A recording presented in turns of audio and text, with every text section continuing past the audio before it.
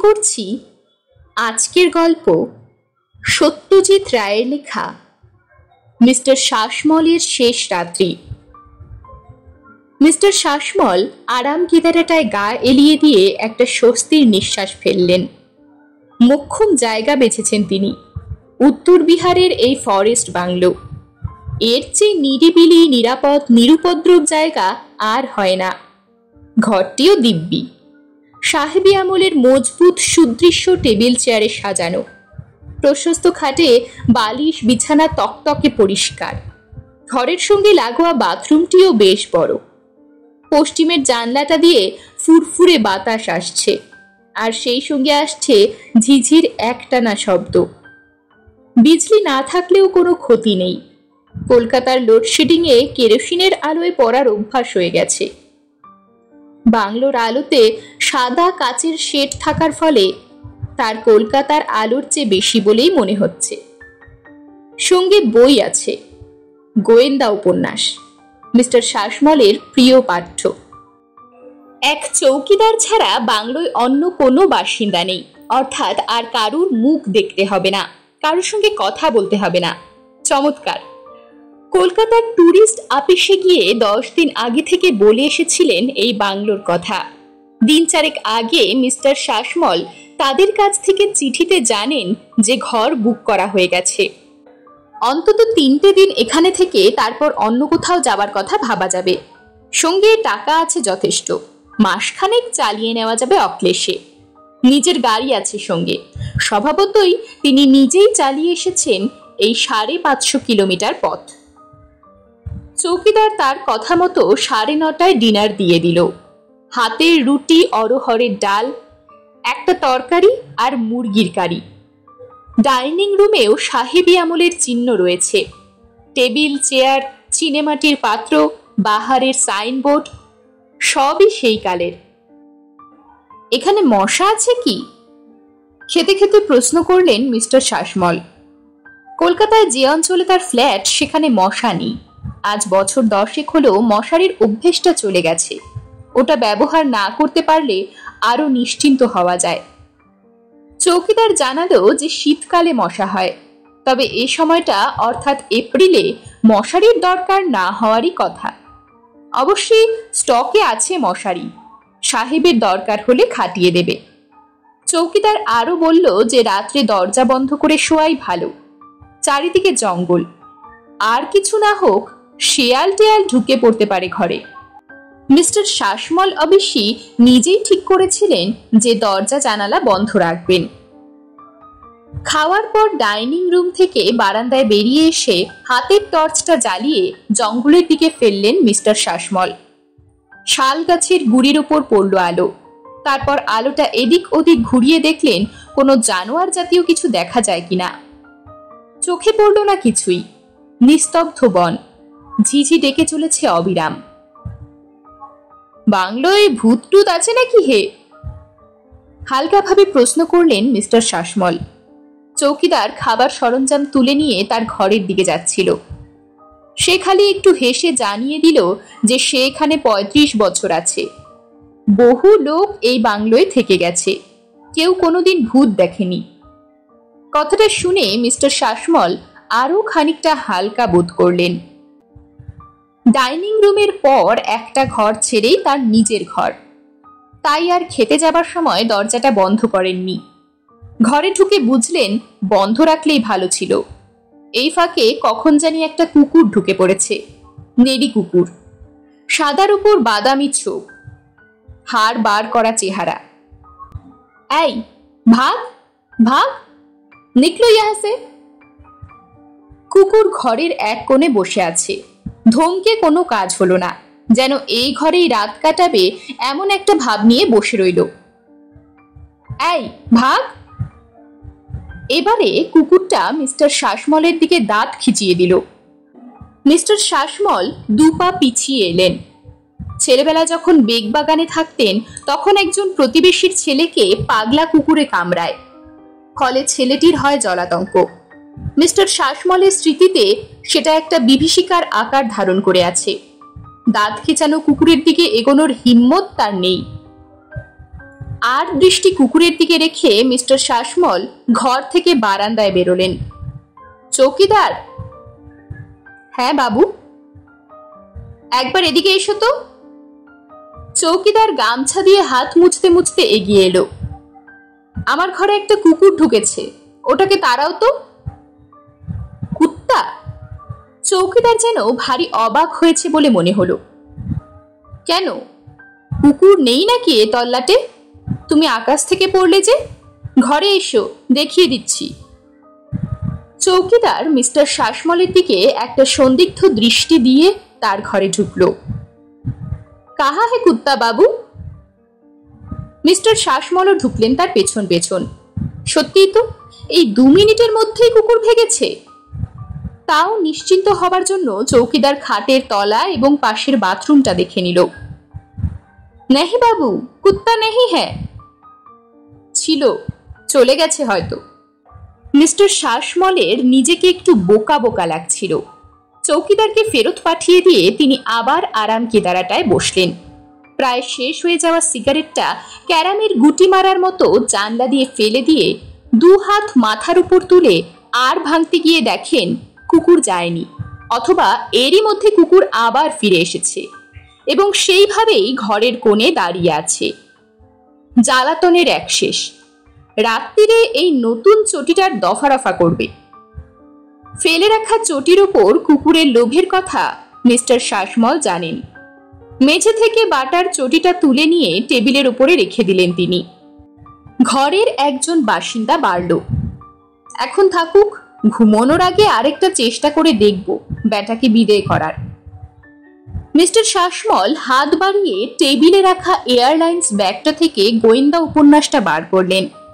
ভাঁজ করা পাতায় আঙ্গুল ঢুকিয়ে যেই খুলতে যাবেন অমনি তার চোখ গেল কুকুরের কোণের বিপরীত কোণে। সেখানে কখন যে আরেকটি প্রাণী এসে আস্তানা গেড়েছে সেটা শাসমল আদৌ টের পাননি। একটা বেড়াল, বাঘের মতো ডোরাকাটা বেড়াল, ঘোলাটে চোখ তারই দিকে রেখে কুণ্ডলি পাকিয়ে বসে আছে। এরকম বেড়াল কোথায় দেখেছেন মিস্টার শাসমল? হ্যাঁ, মনে পড়েছে। তার বাড়ির পাশেই মুখুজ্জেদের 7টা বিড়ালের একটা ছিল ঠিক ওই রকম দেখতে। একদিন রাত্রে ঘটনাটা মনে পড়ে গেল মিস্টার শাসমলের। মাস 6 আগে একদিন রাত্রে বিড়ালের কান্নায় ঘুম ভেঙে গিয়েছিল মিস্টার শাসমলের। তখন মেজাজটা ভালো যাচ্ছিল না তার অংশীদার অধীরের সঙ্গে তার আগের দিনই প্রচণ্ড বচসা হয়েছে, প্রায় হাতাহাতি। অধীর শাসিয়েছে পুলিশের কাছে তার কারচুপি ফাঁস করে দেবে। সেই অবস্থায় ঘুম এমনিতেই ভালো হচ্ছিল না, তার উপর এই বিড়ালের কাঁদুনি। আরো আধ ঘন্টা এই কান্না শুনে আর থাকতে না পেরে একটা ভারী কাচের পেপার ওয়েট তুলে নিয়ে কান্নার উৎস লক্ষ্য করে মিস্টার শাসমল সজোরে নিক্ষেপ করেন। তৎক্ষণাৎ কান্না থেমে যায়। পরদিন সকালে মুখুজ্জেদের বাড়িতে হুলুস্থুল কাণ্ড। তাদের সাধের হুলোকে মাঝরাত্রিরে কে যেন নৃশংসভাবে খুন করেছে। মিস্টার শাসমলের খুব মজা লেগেছিল কথাটা শুনে। বেড়াল খুন? সেরকম দেখতে গেলে তো মানুষ হামেশাই খুন করছে। মনে পড়ল একবার বহুদিন আগের ঘটনা। মিস্টার শাসমল তখন কলেজে পড়েন, হোস্টেলে থাকেন। ঘরের দেয়ালে পিঁপড়ের লম্বা লাইন দেখে একটা খবরের কাগজের টুকরোয় দেশলাই ধরিয়ে সেই লাইনের এ মাথা থেকে ও মাথা জ্বলন্ত কাগজটা একবার বুলিয়ে দিতেই সবকটা পিঁপড়ে একসঙ্গে মরে কুকড়ে দেয়াল থেকে ঝরে পড়েছিল মেঝেতে। পিঁপড়ে খুন। মিস্টার শাসমল রিস্টওয়াচের দিকে চেয়ে দেখলেন 10টা বেজে 10। মাসখানেক থেকে মাথায় একটা দপদপানি অনুভব করছিলেন তিনি। সেটা এখন আর নেই।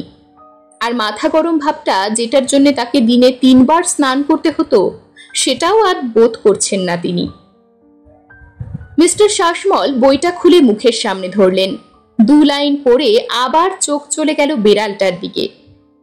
সেটা এরকম ভাবে চেয়ে রয়েছে কেন তার দিকে? না, একা থাকার বাসনা তাকে ত্যাগ করতে হলো। অবশ্যই মানুষ তো তিনি একাই, সেটাই ভরসা। রাত্রে এই 2 প্রাণী যদি উৎপাত না করে তাহলে ঘুম না হবার কোনো কারণ নেই। ঘুমটা খুবই দরকার। গত কয়েকটা দিন স্বাভাবিক কারণেই তার ভালো ঘুম হয়নি। ঘুমের বড়ি খাওয়ার আধুনিক বাতিকটা তার নেই। মিস্টার শাসমল টেবিল থেকে ল্যাম্পটা তুলে বিছানার পাশে ছোট টেবিলটায় রাখলেন। তারপর গায়ের জামা খুলে আলনায় টাঙিয়ে ফ্লাক্স থেকে এক গ্লাস জল ঢেলে খেয়ে হাতে বই নিয়ে বিছানায় শুয়ে পড়লেন। পায়ের দিকে কুকুর, সেটা বসা অবস্থা থেকে উঠে দাঁড়িয়েছে, দৃষ্টি মিস্টার শাসমলের দিকে। কুকুর খুন? মিস্টার শাসমলের বুকের ভেতরে ধড়াস করে উঠল। হ্যাঁ, তা একরকম খুন বই কি। ঘটনাটা মনে পড়ে গেছে। বোধহয় ৭৩ সাল। গাড়িটা তখন সবে কিনেছেন মিস্টার শাসমল। চালক হিসাবে তিনিই ছিলেন। কলকাতার ভিড়ে স্পিড তোলা সম্ভব নয়, তাই বোধহয় শহর থেকে বেরোলেই মিস্টার শাসমলের স্পিডোমিটারের কাঁটা তরতরিয়ে উঠে যায় উপর দিকে। ৭০ মাইল স্পিড না ওঠা পর্যন্ত তার মন অতৃপ্ত থেকে যায়। সেই অবস্থায় একবার ন্যাশনাল হাইওয়ে দিয়ে কোলাঘাট যাওয়ার পথে একটা নেড়ি কুকুর তার গাড়ির তলায় পড়ে, সাদার উপর বাদামি চোখ। মিস্টার শাসমল তা সত্ত্বেও গাড়ির স্পিড কমাননি। যে কুকুর খেতে পায় না, যার পাঁচড়ার হাড় গোনা যায়, তার বেঁচে থেকে লাভ কি?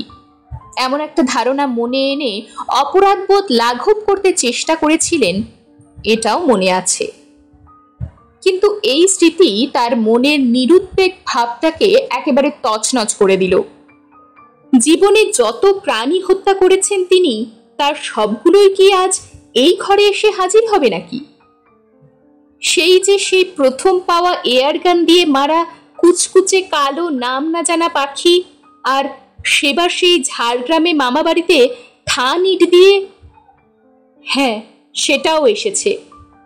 জানলার দিকে চোখ যেতেই মিস্টার শাসমল সাপটাকে দেখতে পেলেন। হাত চারেক লম্বা একটি গোখরো। তার মসৃণ দেহটা জানলা দিয়ে ঢুকে দেয়ালের সংলগ্ন টেবিলটার উপর উঠেছে।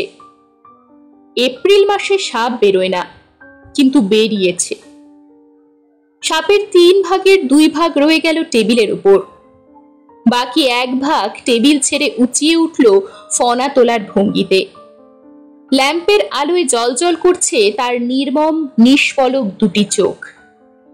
ঝাড়গ্রামে তার মামা বাড়িতে ঠিক এমনই একটা গোখরোর মাথা থেতলে দিয়েছিলেন মিস্টার শাসমল থান ইট মেরে। সেটা ছিল নাকি বাস্তু সাপ, কারোর কোনো অনিষ্ট করেনি কোনোদিন।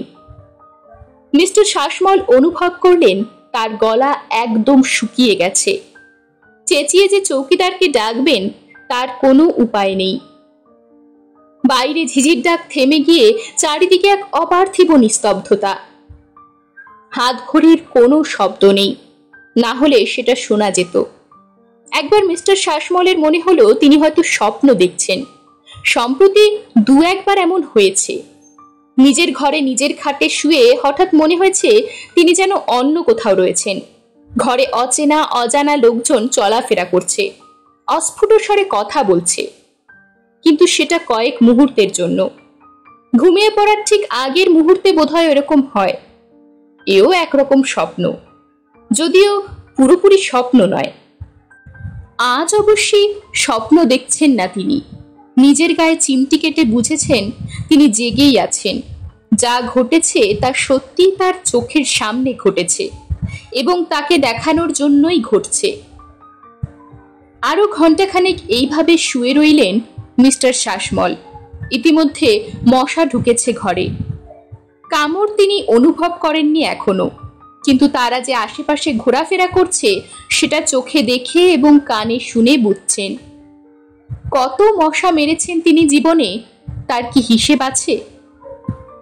শেষ পর্যন্ত প্রাণীদের দিক থেকে উৎপাতের কোনো ইঙ্গিত না পেয়ে মিস্টার শাসমল খানিকটা নিশ্চিন্ত বোধ করলেন। এবার ঘুমানোর চেষ্টা করলে কেমন হয়? ল্যাম্পটা কমানোর জন্য হাত বাড়াতেই বাইরে থেকে একটা শব্দ এলো। বাংলোর গেট থেকে বারান্দার সিঁড়ি পর্যন্ত পথটা নুড়ি দিয়ে ঢাকা। সেই পথ দিয়ে কেউ হেঁটে আসছে। চতুষ্পদ নয়, দ্বিপদ। এবারে মিস্টার শাসমল বুঝলেন তার সর্বাঙ্গ ঘামে ভিজে আসছে, আর তার হৃদস্পন্দনের শব্দ তিনি নিজের কানে শুনতে পাচ্ছেন। বিড়াল কুকুরের দৃষ্টি এখনো তার দিকে। মশা গান গেয়ে চলেছে তার কানের পাশে। গোখরোর ফনা এখনো তোলা। কোনো অদৃশ্য সাপুরের অশ্রুতবাসীর তালে তালে যেন সেই ফনা দুলছে। পায়ের শব্দ এবার বারান্দায় এগিয়ে আসছে। ফুরুত করে একটা কুচকুচে কালো পাখি জানলা দিয়ে ঢুকে টেবিলে বসলো। এই সেই পাখি, তার এয়ার গানের গুলি খেয়ে যেটা পাঁচিল থেকে টুপ করে পড়েছিল পাশের বাড়ির বাগানে। পায়ের শব্দ তার ঘরের দরজার বাইরে থামল। মিস্টার শাসমল জানেন কে এসেছে। অধীর, অধীর চক্রবর্তী, তার পার্টনার। এককালে বন্ধু ছিল, কিন্তু সম্প্রতি পরস্পরে প্রায় কথা বন্ধ হয়ে গিয়েছিল। মিস্টার শাসমলের ব্যবসায়িক কারচুপি অধীরের পছন্দ হয়নি। তাকে শাসিয়েছিল পুলিশে ধরিয়ে দেবে বলে। মিস্টার শাসমল উল্টে বলেছিলেন, ব্যবসার ক্ষেত্রে সিধে রাস্তাটা হলো মূর্খের রাস্তা। অধীর সেটা মানেনি। এটা আগে জানা থাকলে কখনোই তাকে অংশীদার করতেন না মিস্টার শাসমল। তিনি বুঝেছিলেন অধীর তার পরম শত্রু। শত্রুর শেষ রাখতে নেই। শেষ রাখেননি মিস্টার শাসমল। গতকাল রাত্রে অধীরেরই বৈঠকখানায় দুজনে মুখোমুখি বসেছিলেন। মিস্টার শাসমলের পকেটে রিভলভার। খুনের অভিপ্রায় নিয়েই এসেছেন তিনি। মাত্র 4 হাত দূরে বসে অধীর। অধীরের গলা যখন ভর্ৎসনার সপ্তমে চড়েছে, তখন রিভলভার বার করে গুলি চালান মিস্টার শাসমল। তার হাতে আগ্নেয়াস্ত্র দেখে এককালের বন্ধু অধীর চক্রবর্তীর মুখের অবস্থা কি হয়েছিল সেটা ভাবতে হাসি এলো মিস্টার শাসমলের। খুনটা করার 10 মিনিটের মধ্যেই তিনি গাড়িতে বেরিয়ে পড়েন। রাতটা বর্ধমান স্টেশনের ওয়েটিং রুমে কাটিয়ে আজ সকালে এই 10 দিন আগে রিজার্ভ করা বাংলোর উদ্দেশ্যে রওনা দেন। দরজায় আঘাত পড়ল। 1 বার, 2 বার, 3 বার। মিস্টার শাসমল চেয়ে আছেন দরজার দিকে। তার সর্বাঙ্গে কাঁপুনি ধরেছে, দম বন্ধ হয়ে আসছে। দরজা খোলো জয়ন্ত, আমি অধীর, দরজা খোলো। যাকে তিনি গতকাল রাত্রে খুন করে এসেছেন, এই সেই অধীর। একটা কারণে তার মনে সন্দেহ ছিল খুনটা ঠিক হয়েছে কিনা, কিন্তু এখন আর সন্দেহ নেই। ওই কুকুর, ওই বেড়াল, ওই সাপ, ওই পাখি, আর এখন দরজার বাইরে অধীর। সবাই যখন এসেছে মৃত্যুর পরে, তখন অধীরও আসবে, এটাই সঙ্গত। আবার দরজায় ঘন ঘন করাঘাত। মিস্টার শাসমলের দৃষ্টি ঝাপসা, কিন্তু তিনি দেখতে পাচ্ছেন কুকুরটা তার দিকে এগোচ্ছে। বেড়ালের চোখ তার নিজের চোখের 1 হাতের মধ্যে। সাপটা টেবিলের পায়া বেয়ে মেঝেতে নামছে তারই দিকে এগোবে বলে। পাখিটা এসে তার খাটের উপর বসল। তার বুকে গেঞ্জির উপর অজস্র পিঁপড়ে এসে হাজির হয়েছে। শেষ পর্যন্ত 2 কনস্টেবলের ঠেলায় দরজা ভাঙল। অধীরবাবুই পুলিশ নিয়ে এসেছেন কলকাতা থেকে। মিস্টার শাসমলের কাগজপত্র থেকে ট্যুরিস্ট ডিপার্টমেন্টের একটা চিঠি বেরোয়। এই বাংলো রিজার্ভ করার খবর ছিল তাতে। ঘরে ঢুকে মিস্টার শাসমলকে মৃত অবস্থায় দেখে ইন্সপেক্টর সামন্ত অধীরবাবুকে জিজ্ঞাসা করলেন তার পার্টনারের হার্টের ব্যারাম ছিল কিনা। অধীরবাবু বললেন, হার্টের কথা জানি না, তবে ইদানিং ওর মাথাটা গোলমাল করছিল। যেভাবে টাকা এদিক ওদিক করেছে, আমাকে যেভাবে ঠকিয়েছে, সেটা সুস্থ মস্তিষ্ক লোকের পক্ষে সম্ভব নয়। অবশ্যই ওর হাতে রিভলভার দেখে সে ধারণা আরো বদ্ধমূল হয়। সত্যি বলতে কি, ও যখন ওটা বার করলো পকেট থেকে, তখন আমি নিজের চোখকে বিশ্বাস করতে পারিনি। ও গুলি মেরে পালানোর পর 10 মিনিট লেগেছিল আমার সম্বিত ফিরে পেতে। তখনই ঠিক করি এই উন্মাদকে পুলিশের হাতে তুলে দিতে হবে। আমি যে খুন হইনি সেটা নেহাতি দৈবক্রমে। মিস্টার সামন্ত ভ্রু কুঞ্চিত করে বললেন, কিন্তু এত কাছ থেকে আপনাকে মিস করলেন কি করে? অধীরবাবু মৃদু হেসে বললেন, কপালে মৃত্যু না থাকলে আর মানুষ কি করে মরে বলুন? গুলি তো আমার গায়ে লাগেনি, লেগেছিল আমার সোফার গায়ে। অন্ধকারে লক্ষ্যভেদ করার ক্ষমতা আর কজনের থাকে? রিভলভার বার করার সঙ্গে সঙ্গে যে আমার পাড়ায় লোডশেডিং হয়ে যায়। এরকমই আরো সব গল্প পেতে চ্যানেলটিকে সাবস্ক্রাইব করে দেবেন। আর গল্পটি যদি ভালো লেগে থাকে তাহলে লাইক, শেয়ার আর কমেন্ট করে দেবেন।